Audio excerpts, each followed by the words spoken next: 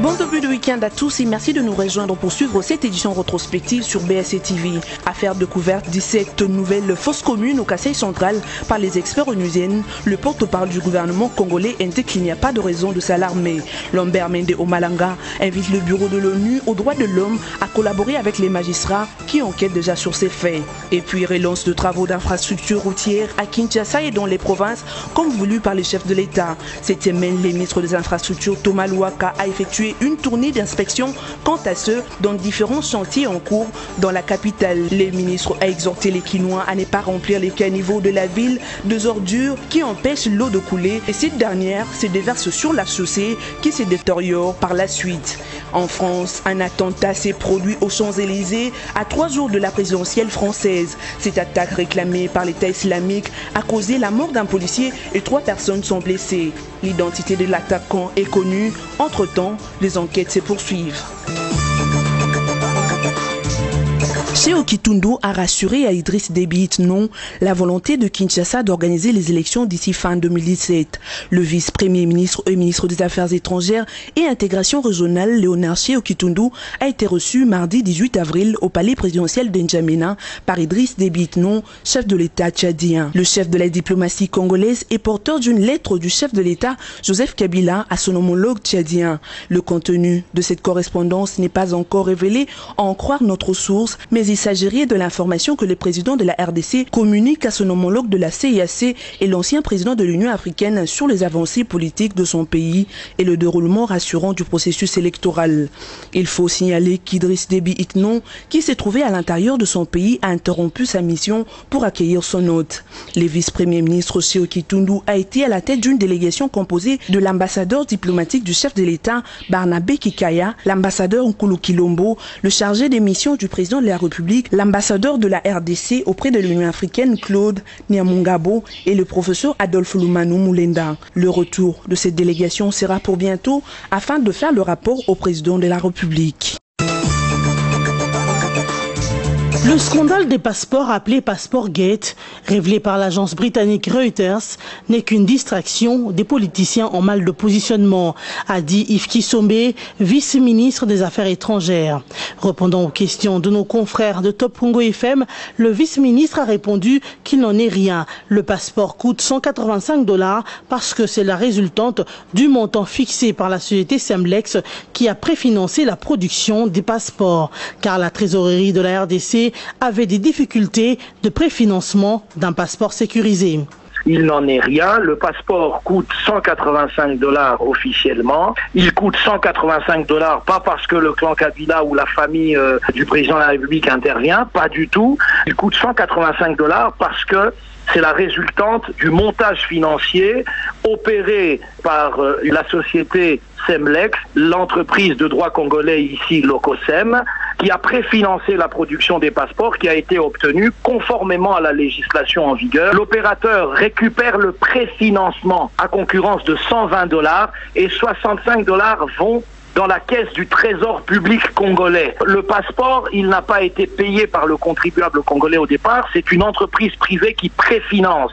Mais au départ, les difficultés de trésorerie de la RDC font qu'on n'a pas de quoi préfinancer cette opération, ni la financer entièrement. Et donc, on trouve un partenaire capable de le faire, il passe par la législation sur les marchés publics, il obtient le marché, et nous voyons bien que les prévisions font que pour rentrer dans son coût de revient, est obligé de fixer un seuil de $120 auquel viennent s'ajouter par passeport $65 pour le trésor public congolais. Pour rappel, une enquête publiée par l'agence Reuters le 13 avril a révélé que le passeport congolais était l'un des plus chers au monde et de poursuivre que ce passeport coûte officiellement $185, mais le gouvernement n'encaisse que $65, soit 35% du prix. La différence, selon l'agence Reuters, soit de $120, est répartie entre Semlex et la société LRPS. Alors qu'en réalité, le $120 vont dans le remboursement de l'investissement, le fonctionnement et les bénéfices. Le nouveau chef coutumier Jacques Kabé Ntumba, successeur désigné du fait Kamuna Sampou, a rejoint le chef-lieu du Kasaï central depuis le mercredi 19 avril dans la soirée. Les successeurs du défunt chef coutumier de Banjila Kasanga vivaient depuis toujours en Belgique avec sa famille où il gérait les patrimoines lui légués par son père dans plusieurs entreprises immobilières au Togo, en Côte d'Ivoire et à Kinshasa. Déjà le mardi 18 avril, un jour avant son arrivée, l'arrêté qui le désignait comme chef coutumier pour succéder à Jean-Pierre Mpandi était signé. Quant au programme de son investiture, rien n'est connu jusqu'ici. Vous vous souviendrez que l'annonce de l'arrêté de désignation du nouveau chef traditionnel est intervenue après la remise du corps réclamé par ses partisans à la famille du défunt chef coutumier Kamuna Sampou. Ces derniers, tués en août 2016 par les forces de l'ordre lors d'un affrontement, a été à la base d'un conflit tribal qui a occasionné au passage de violences qui ont entraîné plusieurs centaines de morts et des dégâts matériels remarquables. 17 nouvelles fosses communes découvertes dans la province du Kasaï central. C'est ce qu'a annoncé Zaid Rad Al-Hussein au commissaire des Nations Unies aux droits de l'homme mercredi 19 avril à Kinshasa. Et ce, à travers un rapport documenté par les enquêteurs des Nations Unies en RDC entre le 5 et le 10 avril dernier. Ce rapport met en cause l'armée congolaise, mais le gouvernement congolais indique qu'il n'y a pas de raison de s'alarmer. Lambert Mendeo Malanga, porte-parole du gouvernement, estime que le bureau conjoint des Nations Unies aux droits de l'homme devrait par contre collaborer avec les magistrats qui enquêtent déjà sur ces faits. S'il y a des rapports concernant des fosses communes, nous attendons à ce que quiconque a des informations concernant des fosses communes fasse ce que l'auditeur général des forces armées, qui est le premier magistrat militaire de ce pays, a demandé. Informer les magistrats qui sont déjà sur place. Voilà ce que nous attendons aussi donc du bureau des Nations Unies s'ils ont découvert des fosses communes. Parce qu'il y a des magistrats qui sont en train de travailler, que ce soit des militaires, que ce soit des rebelles ou des terroristes, quiconque est responsable de la mort ou de torture contre un Congolais passera devant la justice. Nous ne voyons pas pourquoi il faut en faire un objet de point de presse ou des menaces à l'endroit de la RDC. La justice fonctionne en RDC. Il faut signaler que, sur instruction du chef de l'État, Joseph Kabila Kabange, depuis le 12 avril dernier, le ministère de la Justice a pris urgemment les dispositions afin que les parquets et auditorat compétents ouvrent des enquêtes là où ce n'est pas encore le cas et diligentent des enquêtes en cours pour que, dans le meilleur délai, la justice soit rendue aux victimes des activités décriées dans les Kasaï. Libération ce mardi 18 avril des 16 membres de la MONUSCO pris en otage dans le camp de Monigui au nord de la ville de Goma par des ex-rebelles sud-soudanais. Selon les communiqués de la MONUSCO, les réfugiés appartiennent à un groupe d'un demi-millier de Sud-Soudanais, des combattants rebelles pour la plupart, qui sont regroupés depuis août dernier dans la base de Monigui près de Goma. D'après Daniel Ruiz, chef du bureau de la MONUSCO Nord Kivu, les rebelles ont justifié la prise d'otages en signe de protestation au rapatriement amorcé dans leur pays. Ils demandent notamment l'asile en Ouganda, l'Éthiopie, le Kenya ou le Soudan. Malheureusement, aucun de ces États ne veut le prendre en charge, a indiqué David Ruiz.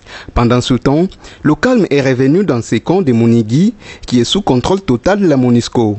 Tout le personnel est rentré en sécurité. Aucune victime n'a été signalée, a ajouté le même David Ruiz. Pour rappel, c'est depuis fin 2015 que les affrontements entre les forces du président Salva Kiir et les unités fidèles au chef rebelle et ex-vice-président Riek Machar ont fait plusieurs morts et provoqué le départ de plus de 3 millions de Sud-Soudanais qui sont cantonnés dans le nord-est de la RDC et dans d'autres pays voisins. Jean-Claude Kazembe n'est plus le gouverneur de la province du Haut-Katanga. Il a été destitué le mardi 18 avril après vote d'une mesure de défiance contre lui par l'Assemblée provinciale de cette province qui préfère. Le 24 députés provinciaux que compte cette assemblée ont tous voté pour la déchéance du désormais ex-gouverneur du Haut-Katanga. Reproché de mégestion de la province, de mésentente entre lui, son vice-gouverneur, ainsi que certains ministres, Jean-Claude Kazembe a refusé de répondre à l'invitation du président de l'Assemblée provinciale, lui demandant de de se présenter en plénière après qu'une motion de défiance a été déposée contre lui. C'est ce qui lui a valu la perte de sa fonction de gouverneur du Haut-Katanga. Rappelons par ailleurs que dans la matinée de ce même mardi, la vice-gouverneure de cette province, Bijou Mouchitoukat, a rendu son tablier, estimant que les choses ne marchaient plus. Et d'ajouter qu'elle préférait démissionner en toute sincérité et honnêteté, tout en assurant qu'elle continuait à soutenir le chef de l'État. Bijou Mouchitoukat ne souhaite pas du reste assumer l'intérim du gouverneur dessus, a-t-elle encore laissé entendre, déclarant que cela permettrait de lire rapidement un nouveau gouverneur. Le général Kanyama, commissaire provincial de la police nationale congolaise de Kinshasa, est-il suspendu? Son adjoint Elvis prend-il le commandement de la ville capitale? D'après nos sources, le colonel Elvis aurait reçu la lettre le désignant intérimaire du général Célestin Kanyama. De ce fait, le colonel Elvis présidera la parade de ce mardi 18 avril 2017, nous indiquent les mêmes sources qui signalent qu'un incident a eu lieu le week-end dernier lors d'une réunion que devait présider le colonel Elvis. Le général Kanyama, appelé esprit de mort par le commun de mortels, a fermé les bureaux à son adjoint pour lui empêcher l'accès pour la tenue de cette réunion. Nos sources nous confirment qu'au niveau des officiers supérieurs de la police, la suspension du général Kanyama est actée.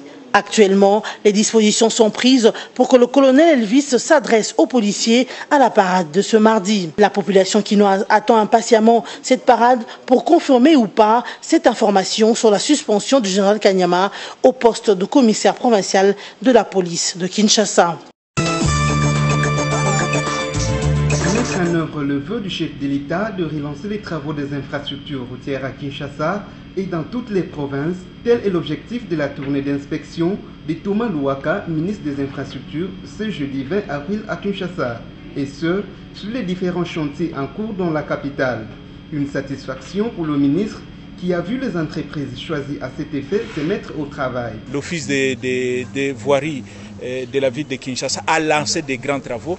Aujourd'hui, nous avons fait une tournée d'inspection pour voir réellement si ces travaux ont commencé et nous sommes satisfaits de constater que l'Office des routes, l'Agence des grands travaux et puis l'Agence des grands travaux et l'OVD ont commencé effectivement les travaux. Juste à titre d'illustration, les quelques chantiers que nous avons commencé aujourd'hui dans la ville de Kinshasa, vous avez l'avenue de la radio, c'est l'avenue qui sépare la RTNC et l'Université protestante au Congo. Vous voyez une grande chaussée qui est là, nous sommes en train d'ouvrir cette voie à la circulation. Les travaux ont commencé, elles sont bien avancées. Et puis nous avons ensuite vu ce qui est en train de se faire actuellement sur le boulevard Triomphal. Nous sommes en train de réaménager, réhabiliter le boulevard Triomphal et dans cet axe-là, l'avenue Sendwe, les travaux aussi avancent très bien. Ensuite, nous sommes allés à limiter sur la place commerciale, donc limiter 7e rue, sur la place commerciale, l'avenue qui relie le boulevard Triomphal et non, le boulevard Lumumba à l'avenue de l'université, ça s'appelle l'avenue Yolo. Nous avons aussi vu, les travaux ont commencé parce que la population connaît de grandes difficultés sur cet axe-là. Ensuite, nous sommes allés voir aussi les travaux qui sont réalisés sur l'avenue du Flambeau et l'avenue du Drapeau. L'avenue du Drapeau, c'est la petite avenue qui relie l'avenue de Poids-Lourd et puis le Flambeau. Donc c'est ça les drapeaux. Les travaux sont effectués. On est en train de finir parce qu'on est en train de couvrir les caniveaux avec des dalles. Ensuite, nous sommes allés voir l'avenue du commerce qui est maintenant, aujourd'hui, on est en train de faire la dernière étape qui donne vers la morgue de Mamayemo. L'avenue du commerce est totalement réhabilitée et opérationnelle. Le ministre a par ailleurs lancé un cri d'alarme à l'égard des personnes qui jettent les ordures sur les routes réhabilitées. Il les invite cependant à les placer dans les poubelles car ces ordures bloquent les caniveaux. Je suis quand même très inquiet et je lance un cri d'alarme pour la bonne tenue de cette avenue qui nous a quand même coûté beaucoup d'argent pour être réhabilitée. C'est les ordures. Les ordures, les saletés sont laissées là-bas et s'ils commencent encore à boucher les caniveaux, nous aurons des soucis. Pour rappel, le président de la République a réuni récemment les gouverneurs de province et les responsables des entreprises des grands travaux à Kinshasa afin de relancer les travaux des voiries dans l'ensemble du pays.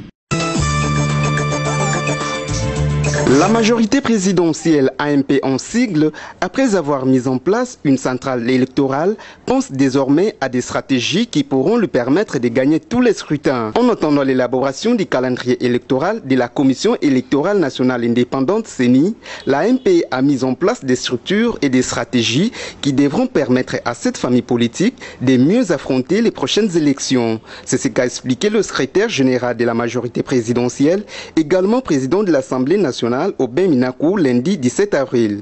D'après lui, la majorité croit à l'organisation des élections, c'est ainsi qu'elle doit s'organiser pour les remporter. Sur instruction du chef de l'État et son autorité morale, Joseph Kabila Kabange, la plateforme a mis en place son centre de coordination électorale, a-t-il expliqué. La première réunion de cette centrale a donc permis de mettre en place les bureaux des structures et ce qu'on appelle les points focaux. Mais qui sont au fait les points focaux ? Ils sont les délégués désignés par les différents partis politiques de l'AMP pour élaborer les stratégies communes, a indiqué Aubin Minakou, avant d'ajouter qu'il ne faut pas non plus oublier que chaque parti politique de l'AMP garde son autonomie sur le plan électoral. À la question sur l'identité du candidat de l'AMP aux prochaines élections présidentielles, Aubin Minakou a dit qu'il sera connu le moment venu. Les véhicules de plus de 10 ans de mise en circulation, de nouveau autorisés d'importation en RDC. Le Premier ministre Sami Badibanga vient de signer un décret allégeant les conditions d'importation des véhicules. Tous les véhicules d'occasion à importer en RDC doivent avoir été mis en circulation sur une période n'excédant pas 20 ans et présenter un état technique attesté par un centre de contrôle du pays de provenance, nous rapporte Top Congo. Cette mesure vient alléger celle prise en 2012 par le Premier ministre Matata Ponyo. Elle vient en réponse à la demande de la profession des transporteurs pour un assouplissement des conditions d'importation des véhicules d'occasion en tenant compte du pouvoir d'achat de la population. Tous les points où les véhicules d'occasion étaient importés étaient pénalisés. D'abord pénalisés par le fait que au niveau de la douane, il n'y avait plus assez de recettes, mais aussi le fait que la population qui utilise beaucoup les véhicules à ancien format, qui sont les véhicules qui sont résistants pour les routes des Républiques démocratiques du Congo, partout là-bas, il y avait des problèmes. C'est pour cela qu'il y a eu des démarches de beaucoup d'élus et aussi des douaniers et des déclarants, des Boma et de partout, mais aussi nous avons aussi personnellement en tant que député national adressé une demande au Premier ministre et aujourd'hui nous sommes quand même contents de voir qu'on a répondu à la demande et aujourd'hui le décret vient d'être signé pour autoriser en fait l'importation des véhicules de moins de 20 ans. Et je crois que c'est un soulagement pour tous ceux qui travaillent dans ce secteur-là. Cette décision est qualifiée de salvatrice par la délégation syndicale de la SCPT, ex-ONATRA, car cette entreprise avait perdu un quart de ses revenus dans l'importation des véhicules de moins de 10 ans. C'est donc un motif de satisfaction pour la plupart des Congolais. Retenez que le décret du Premier ministre Sami Badibanga est entré en vigueur depuis le 4 avril 2017, soit 3 jours avant le dépôt de sa lettre de démission auprès du chef de l'État.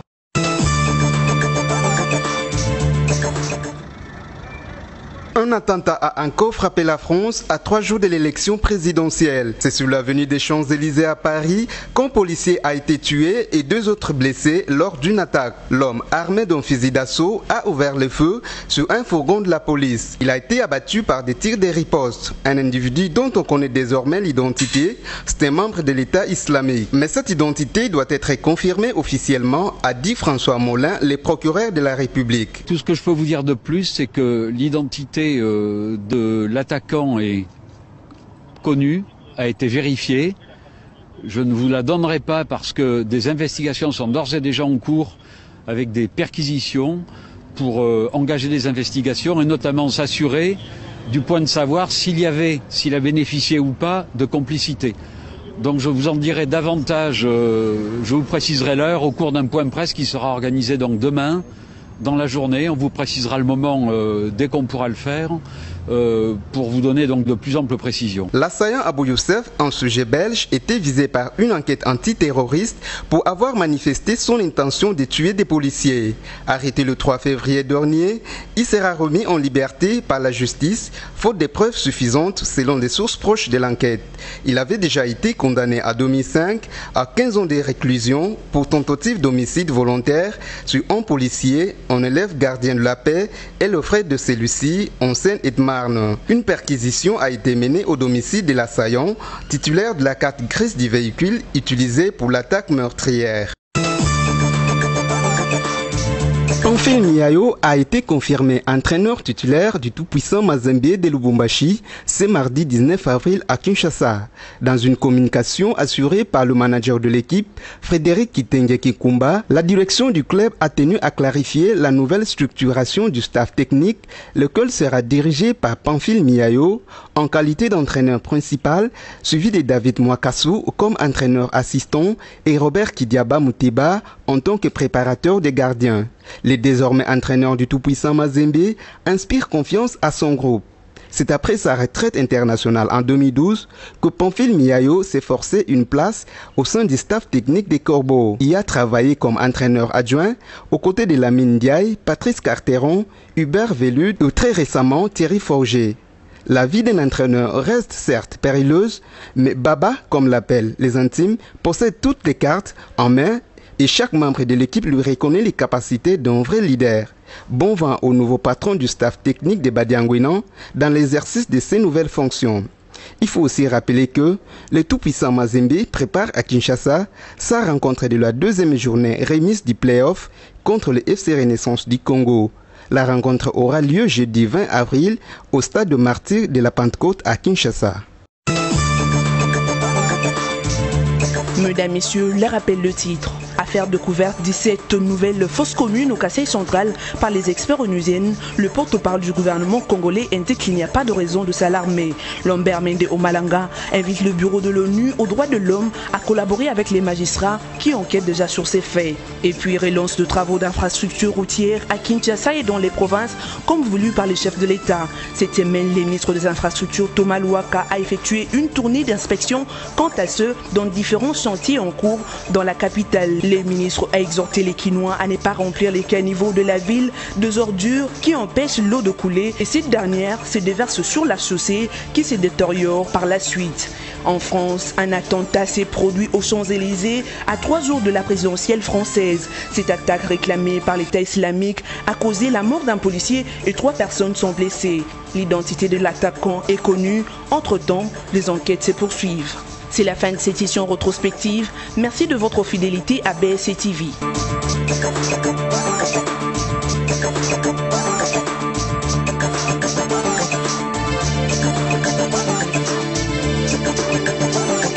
Congo Panorama, votre magazine d'actualité, est à nouveau dans vos bacs avec son numéro 23. Découvrez l'actualité dans toute sa diversité. Coopération et diplomatie, quand Chéo Kitundu démine et réchauffe les fronts diplomatiques. RDC Liban, Joseph Kabila et le général Aoun veulent relancer la coopération. Passeport biométrique en RDC, une réalité confirmée. ISC, le nouveau comité de gestion modernise. La CGT à fond sur la route bypass. Agnès Moad renforce les capacités des cadres et agents de l'INSS. Promotion de l'industrie, Patrice Kitebi et Marcel Kassembe au front de l'Est. Eventprint à Kinshasa, la RDC toujours fréquentable. Formation professionnelle, après Kinshasa, bientôt un bâtiment ultra-moderne de l'INPP à Lubumbashi. Congo Panorama, c'est aussi la politique avec les négociations pour des élections apaisées. Sanko, échec et mat. Congo Panorama décortique pour vous les efforts du chef de l'État à travers le gouvernement pour la pacification au Tanganyika entre Pygmées et Bantou, à Kinshasa et au Congo central dans l'affaire Boudoudia Mayala, au Kasaï avec le phénomène Kamina Sampou, le tout avec thérapie du dialogue administré par Emmanuel Chadari. Congo Panorama numéro 23, c'est enfin l'éditorial signé Yvan Ramazani, rien que pour la paix. L'éditorialiste révisite le cursus du président Kabila au sommet de l'État et constate qu'il a choisi de conduire dans la paix ce pays vers sa destinée de grandeur, non pas tout seul, mais avec le peuple congolais qu'il s'efforce toujours à ériger comme principal acteur de son bien-être et bénéficiaire prioritaire des résultats de sa propre action. Tout cela au nom et pour la paix, rien que la paix. Congo Panorama, s'investir pour un Congo émergent. Congo Panorama, toute l'actualité à votre portée.